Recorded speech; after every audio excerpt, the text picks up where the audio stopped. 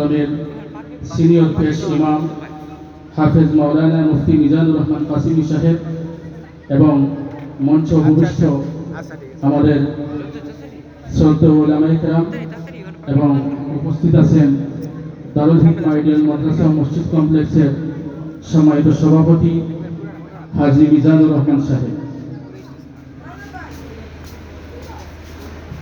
সম্মানিত সুধী, এ পর্যায়ে সম্মাননা পদবি গ্রহণ করবে দারুল হিকমা আইডিয়াল মাদ্রাসা শিক্ষার্থী মোহাম্মদ হুজাইফা আল্লাবী। মোহাম্মদ হুজাইফা আল্লাবী, পিতা মোহাম্মদ মুক্তার হোসেন, গ্রাম সৈয়দপুর, উপজেলা নারায়ণগঞ্জ, জেলা নারায়ণগঞ্জ। পাগড়ি প্রদান করছে,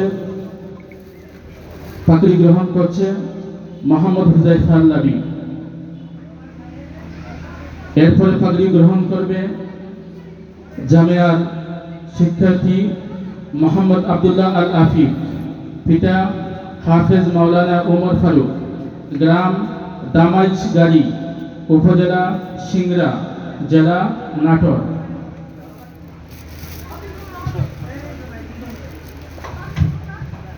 পাগড়ি গ্রহণ করতেছে মোহাম্মদ আব্দুল্লাহ আল আফিফ, আমাদের মাদ্রাসার সুযোগ্য মুহতামিম জনাব হাফেজ মাওলানা ওমর ফারুক সাহেবের বড় সাহেবজাদা, বড় ছেলে, আমাদের মাদ্রাসা থেকে হিফজ সম্পন্ন করেছে, সে এখন পাগড়ি গ্রহণ করতেছে। এ পর্যায়ে পাগড়ি গ্রহণ করবে মোহাম্মদ মিরাজ ভুইয়া, পিতা মোহাম্মদ স্বপন ভুইয়া, গ্রাম খন্দকারহাটি, উপজেলা নবাবগঞ্জ, জেলা ঢাকা। পাগড়ি গ্রহণ করবে মোহাম্মদ মিরাজ ভুইয়া।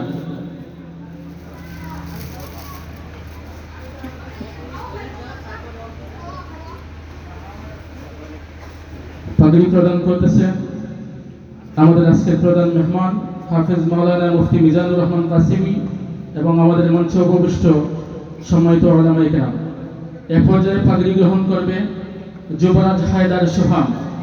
যুবরাজ হায়দার সোহাম, পিতা বাদশা মিয়া, গ্রাম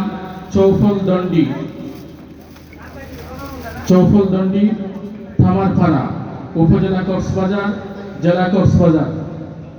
আমাদের এই বছরের সবচেয়ে ছোট্ট খুদে হাফিজ যুবরাজ হায়দার সোহাম।